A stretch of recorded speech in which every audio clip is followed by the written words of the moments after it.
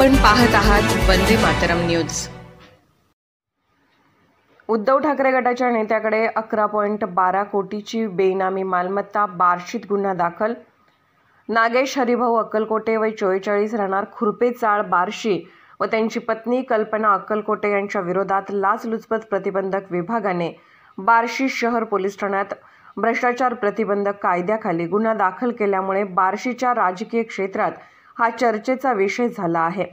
बार्शी नगरपालिकेत 22 वर्ष नगरसेवक असताना ज्ञात उत्पन्नापेक्षा जास्त म्हणजे 11,12,13,816 रुपयांनी इतकी बेनामी संपत्ती जमवल्या प्रकरणी बार्शीतील शिवसेना उद्धव ठाकरे पक्षाचे नेते नागेश अक्कलकोटे व त्यांच्या कुटुंबियांवर भ्रष्टाचार प्रतिबंधक कायद्याखाली गुन्हा दाखल झाला आहे।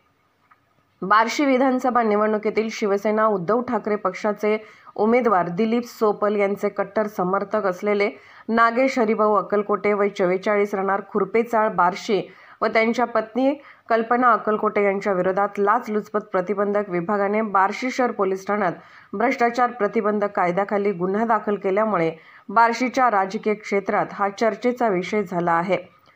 नागेश अक्कलकोटे हे पूर्वी शिक्षक होते। 1 जून 2001 पासून 31 ऑगस्ट 2022 अशी सुमारे 22 वर्ष ते बार्शी नगरपालिकेत नगरसेवक होते।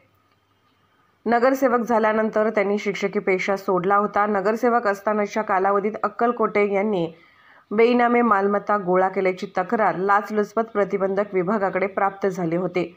त्यानुसार सुरुवातीला गोपनीय चौकशी आणि त्यानंतर खुली चौकशी केली असता त्यात अक्कलकोटे कुटुंबियांनी ज्ञात उत्पन्नापेक्षा 122.77% जास्त म्हणजे 11,12,13,816 रुपये एवढी जास्त मालमत्ता बाळगल्याचे दिसून आले।